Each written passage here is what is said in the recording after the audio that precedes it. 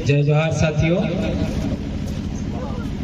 आज बांसवाड़ा जिले में ट्राइबल एम्प्लॉयज फेडरेशन का हमारा राज्य स्तरीय अधिवेशन हो रहा है। उसमें आप सब पधारे और समाज के बारे में, हमारी शिक्षा, स्वास्थ्य, जैव विविधता, हमारे हक अधिकार और हमारे समाज के अस्तित्व पर जो समस्याएं आ रही है उन सब को ध्यान में रखते हुए आपने अपनी बात रखा।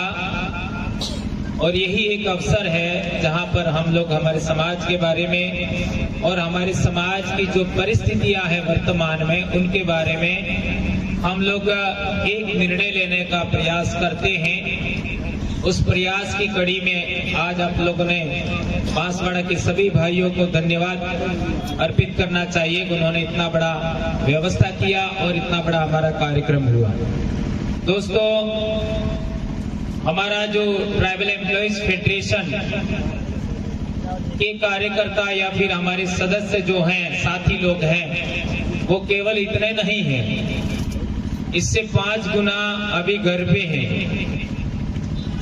ये बात हम लोग सब जानते हैं। समय और कई सारी बातें ऐसी हैं कि हम लोग सारे लोग समय नहीं दे पाते हैं और कई भाई थोड़ा सा अंदर से जो डर होता है उसको निकाल नहीं पाए।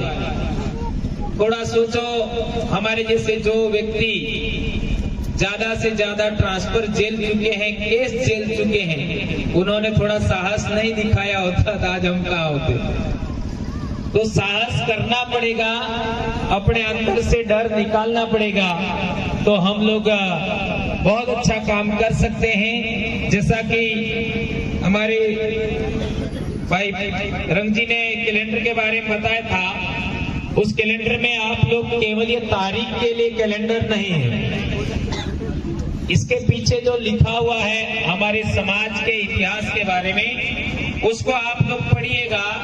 इसको संकलन करने में बहुत बड़ा समय लगा है और हम हमारे आसपास में जितने इंडिजिनस प्लांट्स हैं, पेड़ पौधे हैं, ट्रीज हैं, फ्रूट्स हैं, उनके बारे में भी, उनके कब फूल आते हैं हमको आइडिया नहीं होगा, क्योंकि ये चीजें हमको कभी पढ़ाई नहीं गई। जब पढ़ाई नहीं गई या हमारे सिलेबस में नहीं आती है तो हमको इतना नॉलेज नहीं होता है। तो उसके बारे में भी बहुत सारी चीजें आप पढ़ सकते हैं। एक दो बात मैं आपके बीच में और कहना चाह रहा हूं कि यहाँ पर हम लोग केवल यहाँ हमारी बात रखने के लिए नहीं आए, हम लोग कुछ ऐसा सोचने के लिए या फिर हमारा समाज के बीच में हमको जो आरक्षण की वजह से या फिर सर्टिफिकेट लगाने के बाद में हमको सेवा मिली, राजकीय सेवा, तो उससे जो हमको लाभ हुआ उस लाभ को हम रिटर्न कैसे करें। जिस तरीके से आज हमारे समाज में पूर्वज पूजा होती है, तो पूर्वज पूजा का मतलब होता है हमारे पूर्वजों का हमारे ऊपर कोई ऋण है, वो ऋण हम कैसे चुकाएं। जैसे हमारा कहीं पर खेत बना या हमारा मकान बना या कहीं पेड़ पौधे लगाए, तो वो हमारे आने वाली जनरेशन के लिए हमारे पूर्वजों ने बनाया।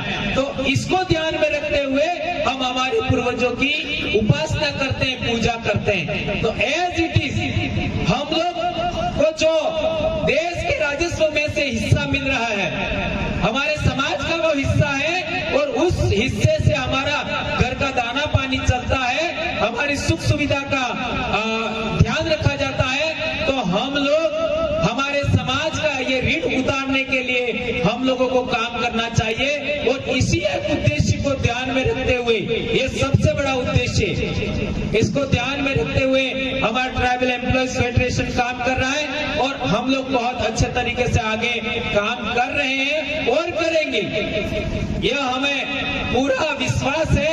और हमारा समाज अब निरंतर तेज गति से बड़े बड़े प्रोजेक्ट हम लोग बनाने में कामयाब हो रहे हैं। दोस्तों, पिछले दिनों हम गुजरात गए थे, अभी 2-4 दिन पहले 13 तारीख का जो हमारा कार्यक्रम सूरत में था, उसमें पूरे देश भर से लोग आए थे और वहां हमारे समाज को कैसे स्वावलंबी बनाए, यानी हमारे घर में जितनी जरूरतें हैं, साबुन, मसाले, यहाँ तक कि हर एक प्रकार की चीजें, आपका कपड़ों के बारे में, और ये जो आपका मकान बनाने में जिन चीजों की जरूरत होती है, तमाम प्रकार की चीजें हमारे समाज द्वारा बनाई जा रही है। बाजार पर हमारी निर्भरता नहीं होनी चाहिए। हम लोग हमारे समाज को किस तरीके से स्वावलंबी बनाएं और उसके लिए खेती बाड़ी के द्वारा जो चीजें हमें उत्पादित होकर के मिलती है प्राथमिक, इनका द्वितीयक और तृतीयक माल बना करके मार्केट में कैसे बेचे। हमने वहां पर देखा कि कर्मचारी बंधुओं के परिवार में बनी हुई चीजें कर्मचारियों के बच्चे बेच रहे हैं। ये बहुत बड़ी बात देखी। आज मैं बहुत पहले एक बार मैंने वडोदरा में बोला था, गुजरात में क्या बोला था कि हम हमारे समाज के लिए तो बाद में काम कर रहे हैं, लेकिन हम हमारे खुद के परिवार के लिए पहले काम कर रहे हैं। तो कई लोगों को ऐसा लगा कि यार आपने ऐसा कैसे बोल दिया। इसको मैं 100 उदाहरण समझाना चाहूंगा। आज आप देख लीजिए, हमारे जो मजदूर वर्ग है, किसान वर्ग है, या जिस परिवार में कोई जॉब पे नहीं लगा, सर्विस में नहीं है, उनके बच्चे तैरना जानते हैं, पेड़ पर चढ़ना जानते हैं, नंगे पैर कम से कम 5 किलोमीटर जरूर दौड़ लेंगे, चाहे कितनी भी गर्मी पड़े वो आराम से खुले में रह लेंगे, कितनी भी सर्दी हो, उनके स्वेटर नहीं हो, आप लोग स्कूल में बच्चों को देखते ही हो, बनियान तक नहीं होता है, वो रह लेंगे। कितनी भी बरसात है, खेत में वो रोप लेंगे खुशी खुशी। थोड़ा सा यही बात हमारे खुद के बच्चों पर आजमा के देख लेंगे, क्या हालत है। आप लोगों को स्वतः एहसास हो जाएगा कि हमने सुविधा दे करके हमारे बच्चों को कमजोर बनाया। हमें हमारे समाज के बच्चों को हमारे समाज के अनुकूल बनाना है। जिस तरीके से हमारे समाज का बच्चा फाइटिंग स्पिरिट रखता है, वही फाइटिंग स्पिरिट हमारे बच्चों की भी होनी चाहिए। हमारे बच्चों को भी तैरना आना चाहिए, हमारे बच्चों को भी पेड़ पर चढ़ने की स्किल होनी चाहिए। हर 15 दिन में एक फल आता है, हर 15 दिन में, और वो फल क्या हम हमारे बच्चों को खिला रहे? हमारे समाज के अंदर कई सारे धन धान्य पैदा होते हैं, हमारे खेतों के अंदर, हमारे एरिया में, क्या हमने वो सारे धन धान्य या सब्जियां भाजियां हमारे बच्चों को खिलाई? यदि नहीं खिलाई है तो हमारा समाज का जिस तरीके से पहले शारीरिक स्वास्थ्य मजबूत होता था, हम लोग देखने में जरूर कमजोर थे, लेकिन हमारा उम्र कितनी हुआ करती थी सोच लीजिए। आज हमारे बच्चे अच्छे दिख सकते हैं, लेकिन उनकी क्षमताएं कितनी हैं ये हमको जांचना होगा। इसलिए मैंने बताया था कि हमारे बच्चे सबसे ज्यादा आने वाले समय में संकट में हैं। ये बात हमें नोट करनी चाहिए। और इसके लिए जो मैं गुजरात में हम लोग अभी गए थे और हमने देखा, ये जो ग्राउंड है उससे बड़ा ग्राउंड 10 बीघा का ग्राउंड था, और वो सारे कर्मचारियों ने पैसा इकट्ठा करके करोड़ों रुपए की संपत्ति इकट्ठा किया है। कर्मचारियों ने इतना बड़ा आपका ग्राउंड बनाया, और कितना हम लोगों ने 7 से 8 किलोमीटर तक तो ऐसा देखा कि हाईवे के दोनों तरफ आपका बांस की टोकरियों पर ये पापड़ सुखाए हुए हमने देखे, और वो पापड़ हमारे अपने समाज के लोग बनाते हैं और उसको बाहर बेचते हैं। और एक बड़ी बात बताऊं, पिछले साल का 4 करोड़ रुपए का तो अकेला हल्दी पाउडर बेचा, हल्दी पाउडर, सोच लीजिए 4 करोड़ रुपए का, और ये सारे संचालन करने वाले कर्मचारी भाई है।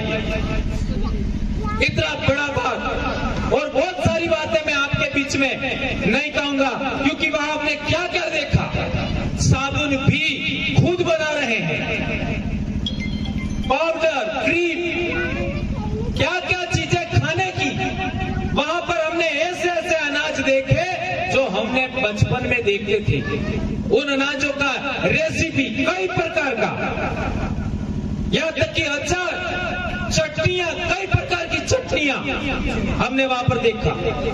पीसे हुए मिर्च अलग अलग वैरायटी में, उनको हमने देखा। तो ये सब चीजें हमें यहाँ स्थापित करनी चाहिए। हमारे इलाके में भी इस तरीके का व्यापारिक सोच होने चाहिए, और वाणिज्यिक सोच के साथ हम हमारे समाज को स्वावलंबी बनाएं। ये सोच हम लोगों को आज यहाँ से प्रण लेके जाना चाहिए। हमारा मकसद केवल आपका चर्चा करना नहीं है। एक थोड़ा सा उदाहरण देना चाहूंगा। हमारा समाज का संख्या कितना है? एक जिले में कितनी संख्या हमारी? कम से कम 14 से 15 लाख आदिवासी रहते हैं एक जिले में। हमारे जिले कितने हैं? 6 जिले तो माने, डूंगरपुर, बांसवाड़ा, प्रतापगढ़, उदयपुर, सलूंबर और राजसमंद, सिरोही को मिला के, पाली को मिला के 6 जिले तो माने मूल। यदि हर एक जिले के अंदर औसतन हम 10 लाख भी मान ले तो 60 लाख से 70 लाख आदिवासी इस दक्षिणी राजस्थान में रहते हैं। यदि दक्षिणी राजस्थान के इतने आदिवासी लोगों को हम एक इकाई मान करके हम सोचें, तो क्या इतने आदिवासियों को हम नौकरी दिला पाएंगे? कितनी भी मेहनत कर लें, क्या हम लोग नौकरी दिला पाएंगे? इतनी नौकरियां ही नहीं है। पूरे राजस्थान में 4 से 5 लाख नौकरियां हैं। हम सभी लोगों को नौकरियां नहीं दिला सकते, और सभी आदिवासियों का पेट जरूर है, सही है। और हमारे अपने बच्चे भी नौकरी लग जाए, उसकी गारंटी क्या है? क्या गारंटी है? इसलिए मैं एक बहुत महत्वपूर्ण आप सबके बीच में कहना चाहता हूं। मैं ऐसा मानता नहीं कि आप यहाँ जो बैठे हुए सुन रहे हैं वो ऐसा करते हैं, लेकिन चूंकि मेरा वीडियो सब तक जाता है, इसलिए मैं कहना चाहता हूं कि दिन डूबने के बाद मौज मस्ती के मूड में कितने कर्मचारी होते हैं? सही कह रहा हूं, गलत कह रहा हूं? इतना ही बोल देता हूं। और 500 रुपये उड़ा के आ जाते हैं। मेरे भाई कह रहे ज्यादा। ये बहुत बड़ी बात है मेरे भाइयों, ये बहुत गलत बात है। यदि आपको इतना ही मजा मारना है तो आप अपने माँ बाप की वजह से हो, उस शहर में बैठे हो, बंगले में बैठे हो, कार में घूम रहे हो, आपके माँ बाप की बदौलत हो, आपके दादा दादी की बदौलत हो, आपके सास ससुर की बदौलत हो, आपके दादी और ममाई की बदौलत हो। उनके लिए वो जो चाहते थे उसके अनुरूप क्या आपने खेत खलियान बनाए, कुएं बनाए? कितने लोगों ने खेत खलियान कुएं बनाए? ये मैं आपको नहीं कह रहा हूं, ये सवाल किया जाना चाहिए।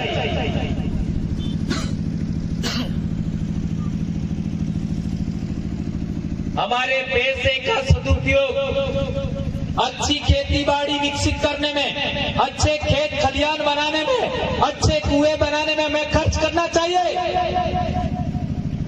इससे न केवल हमारे परिवार को ऑर्गेनिक फूड मिलेगा, आने वाली संतति को ऑर्गेनिक फूड मिलेगा, कई जीवों को लाभ पहुंचता है। क्योंकि अनाज केवल 1-2 जीव नहीं खाते, कई जीव खा जाते हैं, उनको भी, और आंखों को कितना सुकून मिलेगा। आजकल आप खाटोल के आसपास घूम करके देखिए, कितना खुशी का एहसास होता है। चारों तरफ मक्का ही मक्का है और आदिवासियों को ऐसी जगह स्वर्ग जैसी लगती है। हाँ, भक्तों को मरने के बाद वाला स्वर्ग ज्यादा पसंद है, ये अलग बात है। मेरे को तो जिंदा काला माता ना मानवी ईस मारा था भगवान ने, और हमारे खेत खलियान है, हमारे पहाड़ है, यही हमारे लिए स्वर्ग है। दोस्तों, जिस तरीके से हमने देखा, अभी बात चल रही थी कि कई लोग डोनेशन देते हैं, ऐसे काम के लिए डोनेशन देते हैं जिसका हमारा कोई संबंध नहीं है। इसलिए मैंने ये बात रखी।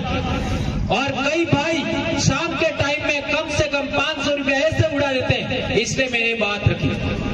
एक और बात, बहुत महत्वपूर्ण बात कह रहा हूं मैं। ट्राइबल एम्प्लॉइज फेडरेशन को किस रूप में विकसित कर रहे हैं हम लोग?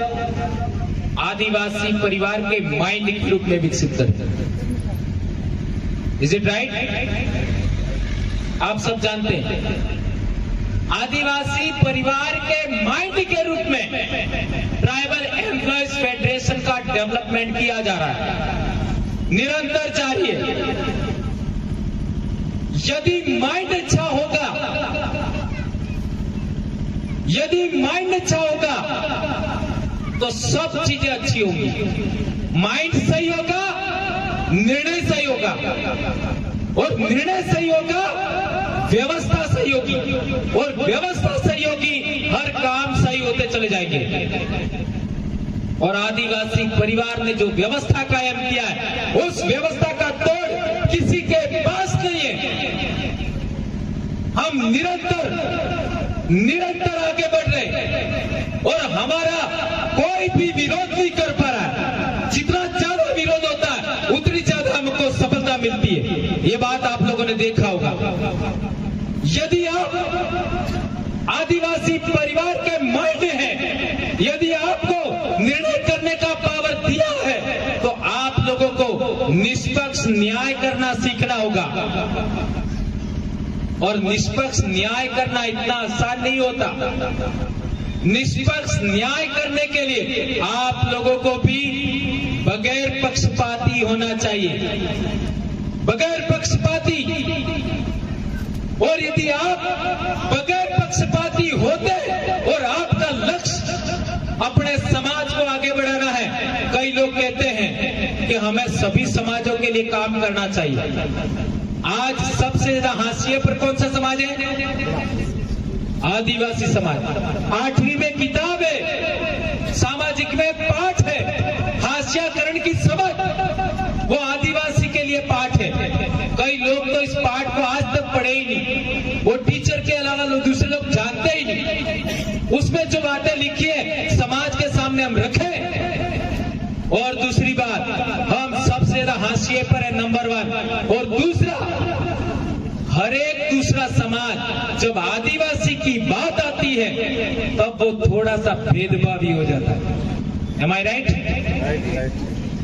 जब आदिवासी की बात आती है तब हर एक दूसरा समाज थोड़ा सा भेदभावी हो जाता है। तीसरी महत्वपूर्ण बात है, हम लोग इंडिजिनस पीपल हैं। इंडिजिनस यानी हमारे पूर्वज लाखों पीढ़ियों पहले यहीं पैदा हुए, इसी मिट्टी के हैं हम। जिस तरीके से महुआ यहाँ पैदा होता है, सागवान यहाँ पैदा होता है, इस तरीके के जो यहाँ इंडिजिनस प्लांट्स हैं, इंडिजिनस ट्रीज है, इस तरीके से इंसानों में हम लोग यहाँ इंडिजिनस है। और अगली बड़ी बात है कि हमारे पूर्वज थोड़ा समय पहले, 500 साल पहले हमारे पूर्वज राजा थे। 1530 तक तो बांसवाड़ा में हमारा राजा था। उस समय मुगल लोग आए थे। जब मुगल लोग भारत में आ चुके थे तब बांसवाड़ा में हमारा भील राजा था, और कुशलगढ़ का राजा तो और बात तक था। जब हमारे पूर्वज राजा हुआ करते थे तब ये समतल जमीन किसके पास थी? किसके पास थी? हमारे पास, और आज हमारे पास क्या है? पहाड़ और जंगल। और अभी खनन के नाम पर, वन के नाम पर हमारे समाज से पहाड़ भी छीने जा रहे हैं। और तो और सुप्रीम कोर्ट के जजमेंट होने के बावजूद, संविधान होने के बावजूद, 5वीं अनुसूची होने के बावजूद आदिवासियों को तो जंगल से बाहर किया जाता है और उद्योगपतियों को जंगल अलॉट किए जा रहे हैं। हसदेव का उदाहरण, 5वीं अनुसूची क्षेत्र में ही हसदेव है और 5वीं अनुसूची क्षेत्र के अंदर ही केवड़िया है और 5वीं अनुसूची क्षेत्र में ही सातपुड़ा है, जहां 7 डैम बना रहे हैं, पहाड़ों के नीचे टनल बना रहे हैं, सारा पहाड़ डुबो देंगे।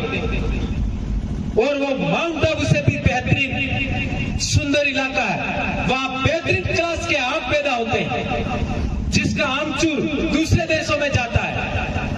और केवड़िया में तो हमारा आदिवासियों का पूजा स्थल था, उसको हटा करके सरदार पटेल का स्टैचू खड़ा कर दिया। और इतना बड़ा जंगल हसदेव का, आपका यूं ऊंचा देखोगे तो आपका टोपी गिर जाएगा, इतना ऊंचे पहाड़ से जंगल, ऊंचे ऊंचे।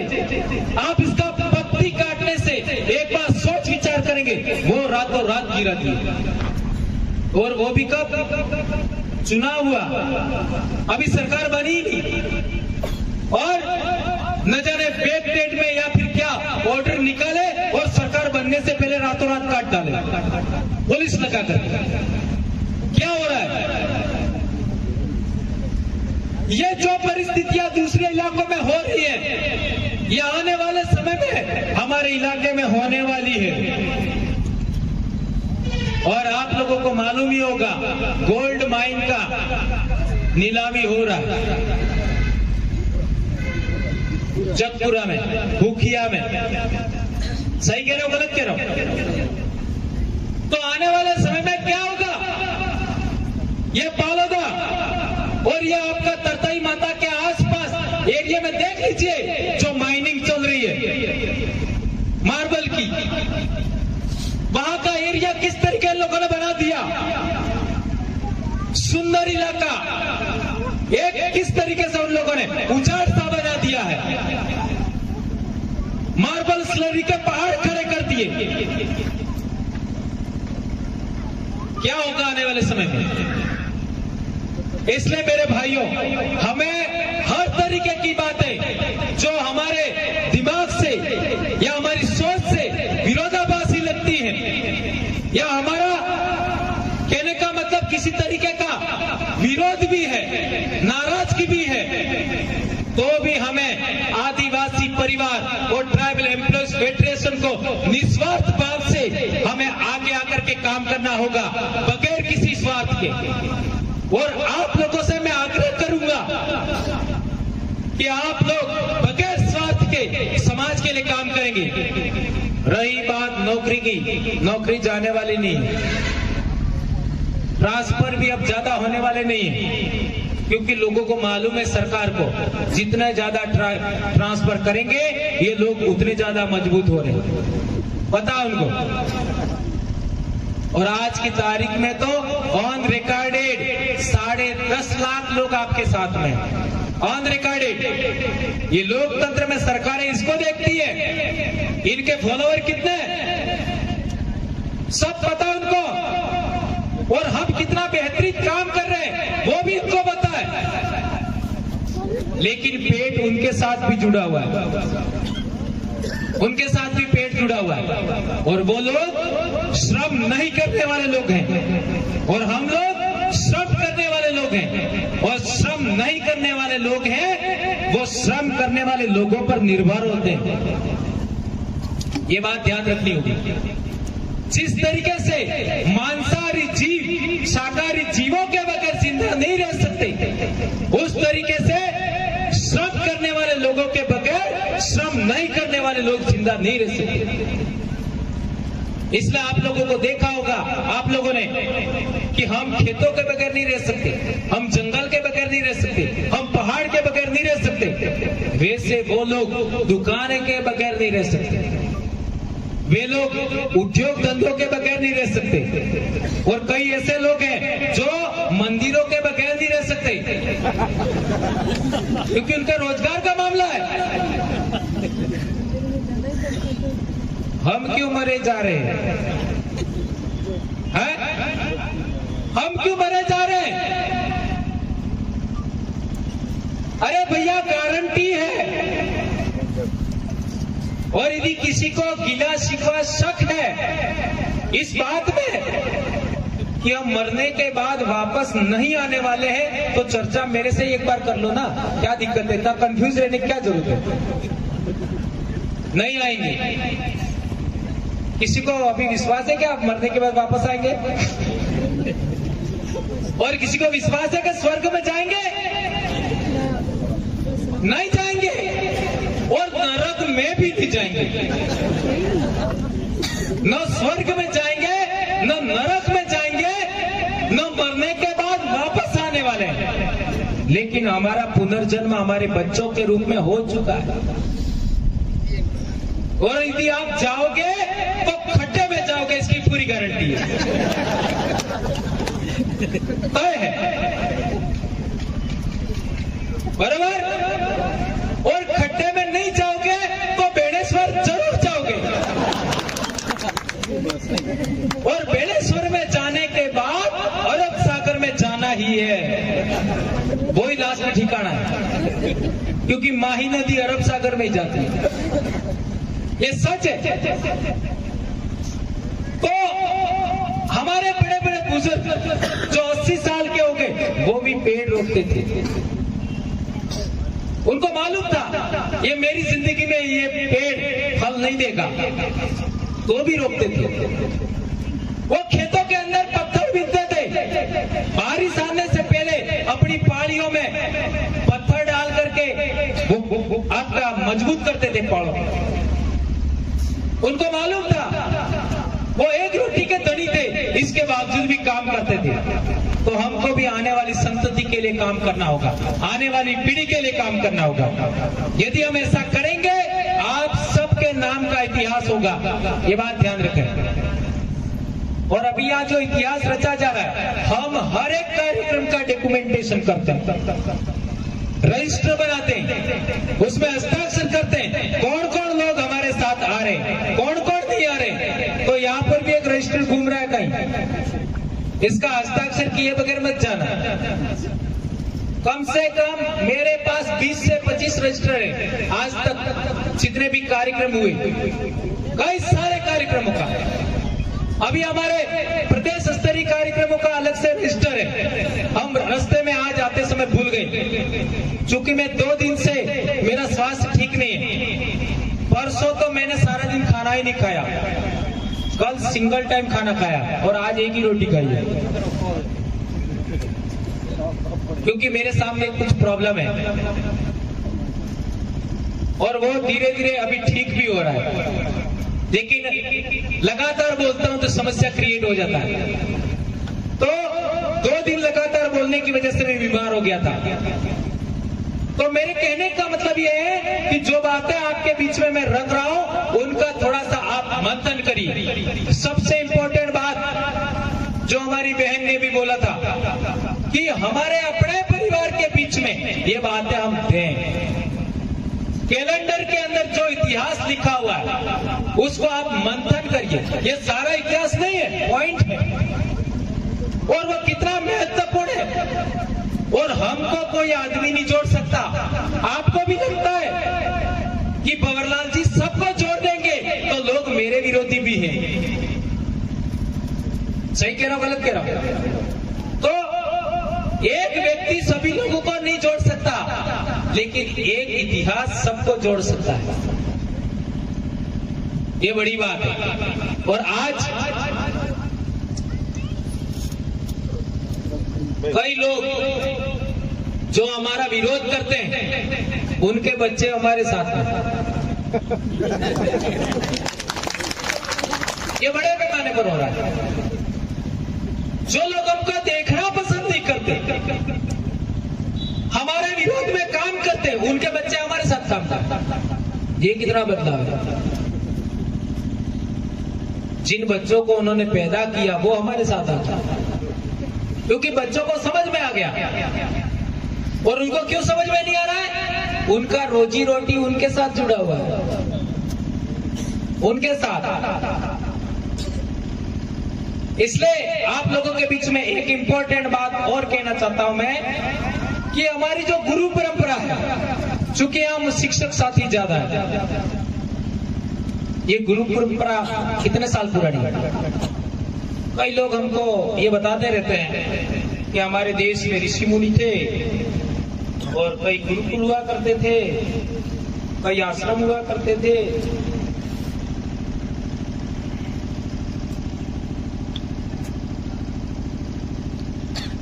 कितने गुरुकुल का नाम पता आपको? बहुत बड़ी बात, आप लोगों को सवाल करना चाहिए कहीं भी हम ट्रेनिंग में जाए। कितने गुरुकुल की बात जानते हैं हम?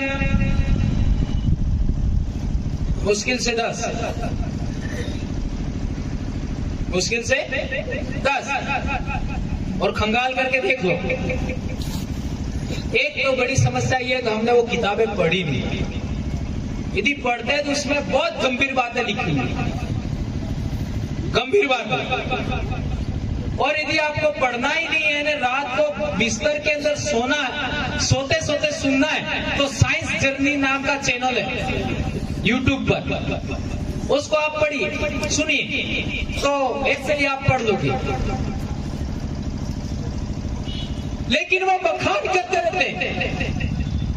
क्या बखान करते रहते हैं? हमारे इतने गुरुकुल थे, इतने शिष्य थे, ऐसा था। लेकिन किसी की एक ईंट मिली क्या? एक ईंट मिली किसी गुरुकुल की? सिंधु घाटी सभ्यता की ईंटें मिली, नगर मिले। सिंधु घाटी सभ्यता की ईंटें मिली, नगर मिले, नालियां मिली, रोड मिले,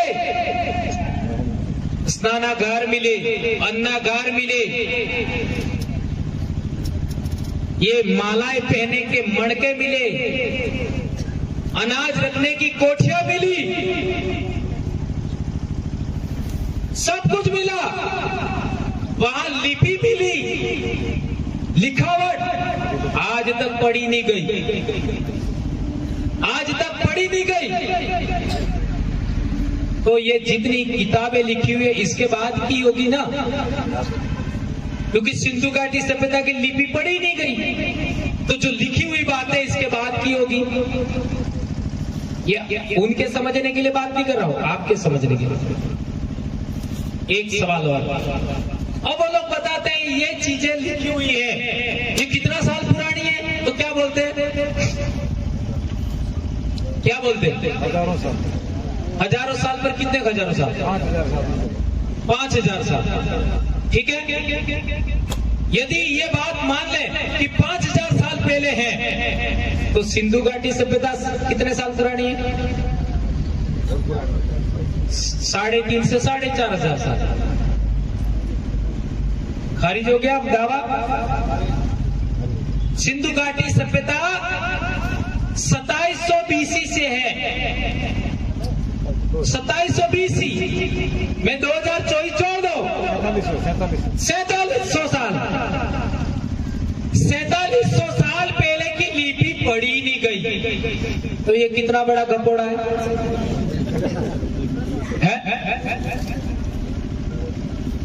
और कई लोग सत्यार्थ प्रकाश को पढ़ोगे, 1 अरब 96 लाख साल पहले वेद लिखे गए, ऐसा लिखा हुआ है सत्यार्थ प्रकाश में।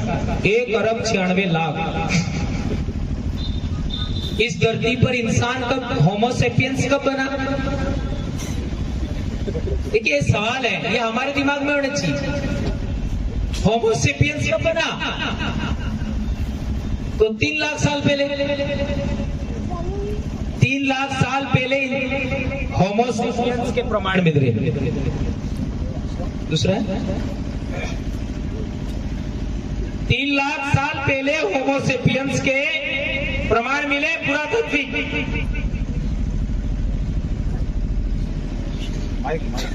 तो वो कितना बड़ा फ्रॉड बात है, कितनी बड़ी फ्रॉड बात है। 1 अरब 96 करोड़ या लाख, ऐसा मेरे को एग्जैक्टली पता नहीं है, 1 अरब 96 करोड़ से ऐसा ठोक मारा, और उसी आदमी को हमारे गोविंद गुरु का गुरु बता दिया। कितनी बड़ी बात उन लोगों ने ठोक मारी।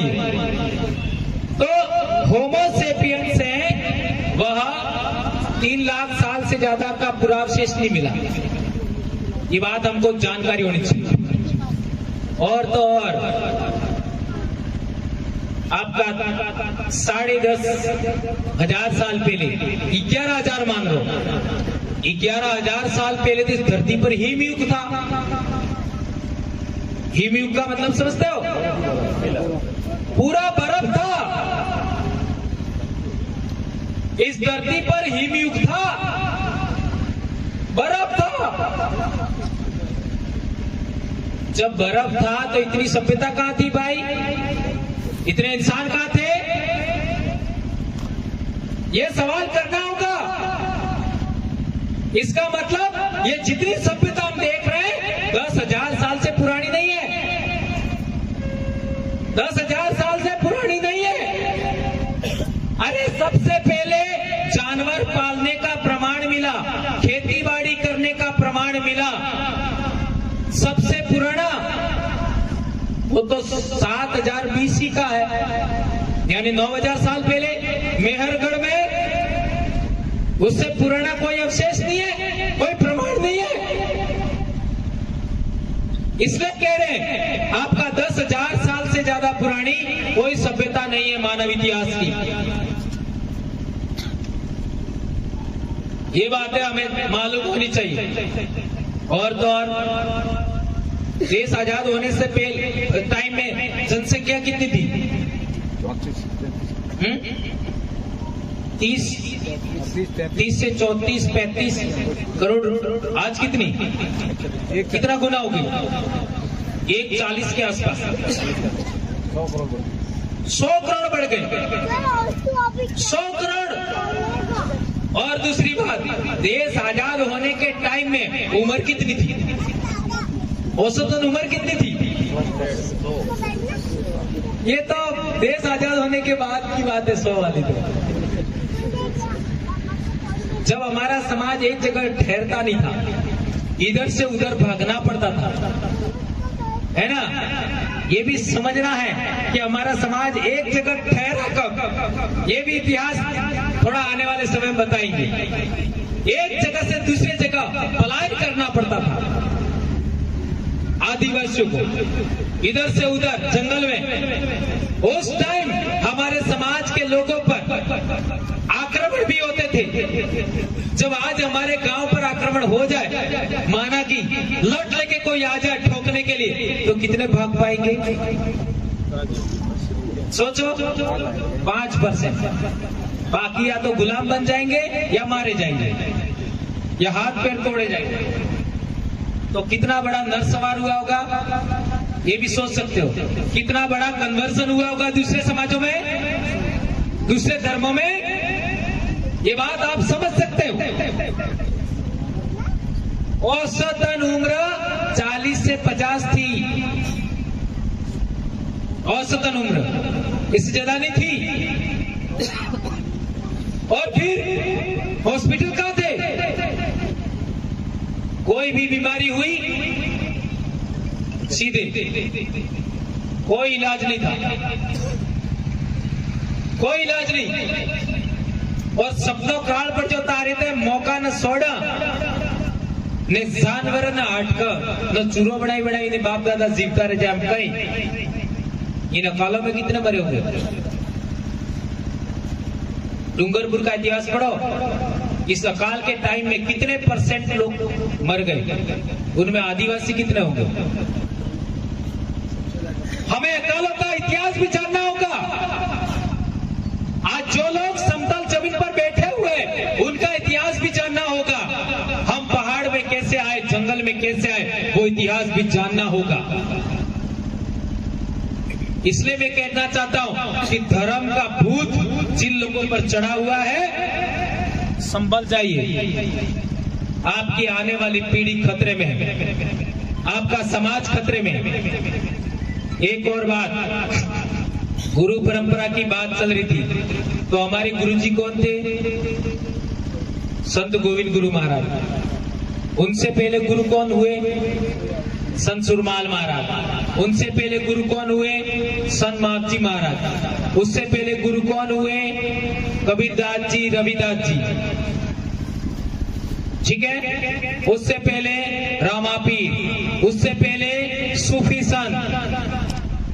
सूफी संत यूं कह दिया तो आपके मन में कुछ अलग सा भाव भी आ सकता है।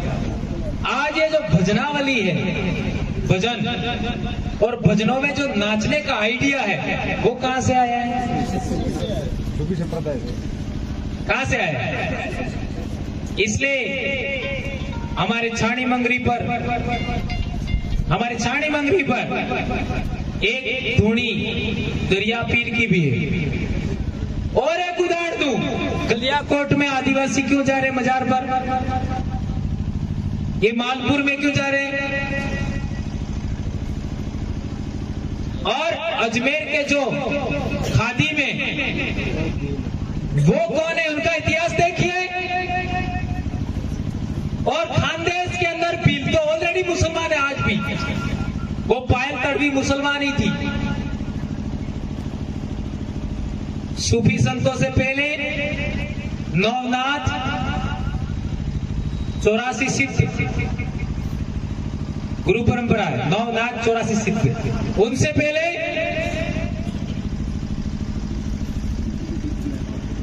पहले भी परंपरा थी। और उस परंपरा में एक पॉइंट है बहुत महत्वपूर्ण। ये मेरा फोन था ना,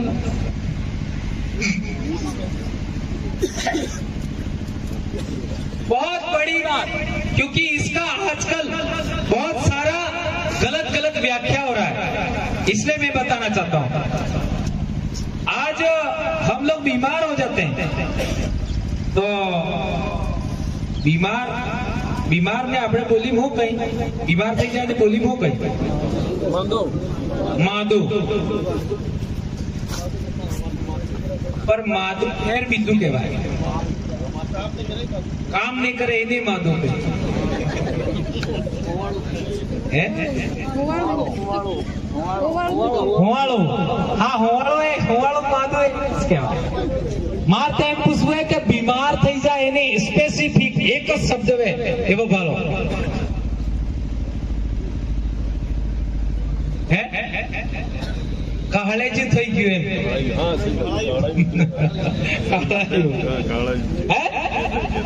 है ना? बोल सही बात है। तो हम पढ़े लिखे लोग कितना अज्ञानी है ये सिद्ध हो गया, कितना डिस्कनेक्ट हो गए। सही बात है। अब सिमलवाड़ा को हमारे बाप दादे और हम क्या बोलते हैं? हेमरवाड़ा। उन लोगों ने क्या बना दिया? सिमलवाड़ा। हम ह बोलते थे, उन्होंने स कर दिया। सागवाड़ा को हम क्या बोलते हैं? हगवाड़ो।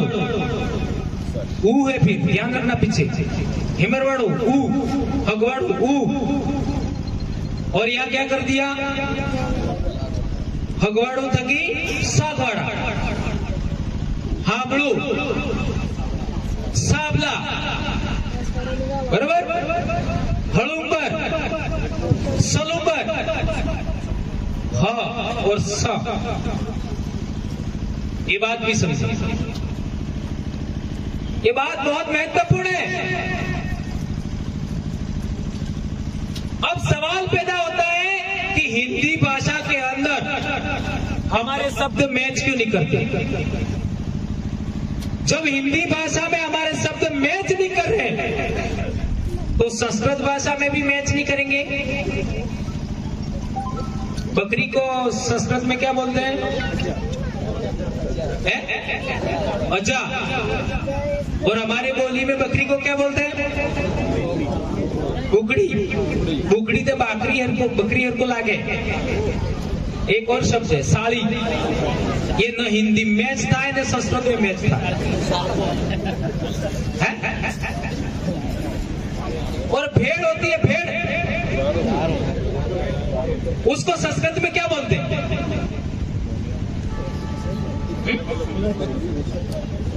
संस्कृत में भेड़ को क्या बोलते हैं?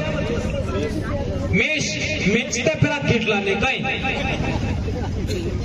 शायद अभी बोलते हैं, अभी।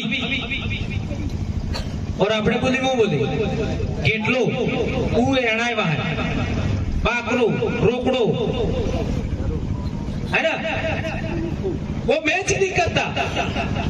हिंदी भाषा के अंदर तुर्की भाषा के भी शब्द है, फारसी भाषा के भी शब्द है, अरबी भाषा के भी शब्द है, संस्कृत भाषा के भी शब्द है और प्राकृत भाषा के भी शब्द है। अब सवाल पैदा होता है प्राकृत भाषा होती क्या है?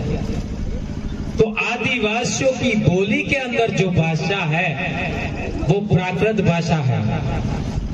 और प्राकृत भाषा में लिखे हुए हमारे देश में बहुत सारी शिलालेख मिले। प्राकृत भाषा में हमारे देश में विश्वविद्यालय हुआ करते थे। अभी तक 70 के आसपास विश्वविद्यालय मिले, उनके पुरातात्विक अवशेष मिले।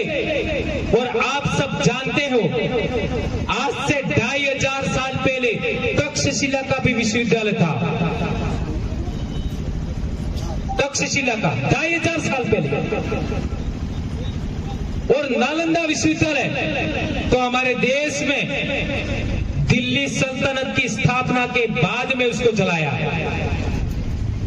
6 महीने तक उसकी लाइब्रेरी चलती रही। 6 मंजिला लाइब्रेरी थी।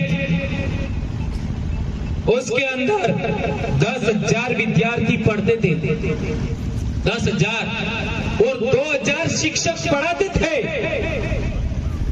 क्या हमारे देश में एक भी स्कूल ऐसी है? एक भी विश्वविद्यालय ऐसा है? दुनिया के दूसरे देशों से लोग केवल ज्ञान के लिए आते थे। आपको इतिहास पढ़ाया कि हमारे देश को लूटने के लिए लोग आए, अंग्रेज लूट के ले गए। कई सारे इस्लामिक आपका आक्रमणकारी थे, वो भी लूट करके लेके गए। लेकिन हमारे देश में पढ़ने के लिए लोग आते थे और यहाँ की किताबें लेके बाहर जाते थे, ज्ञान लेके बाहर जाते थे। ये इतिहास नहीं पढ़ा है। और वो विश्वविद्यालय, वो इतिहास, वो किताबें प्राकृत भाषा की थी। और वो प्राकृत भाषा आज हमारी बोली के अंदर जिंदा है। इसलिए भारत देश के अंदर आदिवासियों की बोली को सबसे ज्यादा खतरे में आज इन लोगों ने डाला है। नेपाली भाषा हमारे देश की है क्या? वो 8वीं अनुसूची में। सिंधी भाषा हमारे देश की है क्या? वो 8वीं अनुसूची में। और भीली हमारे देश का इंडिजिनस स्पीच है। गोंडी भाषा हमारे देश की इंडिजिनस स्पीच है। उसको आज भी 8वीं अनुसूची में नहीं बना, 8वीं अनुसूची में नहीं डाला, उसका कोई डिक्शनरी नहीं बना। जबकि एक अंग्रेज ने 1895-96 में डिक्शनरी बनाया था, लिखा हुआ है। लेकिन इन लोगों ने उसको भी भुला दिया। तो हमारा काम कितना बड़ा है ये आप सोच सकते हैं मेरे भाइयों, कितना बड़ा हमारा मिशन है। इसको आप लोग समझेंगे ऐसी मैं आशा करता हूं। गोविंद गुरु महाराज वाले ने जय सीताराम बोला, वो तो बोले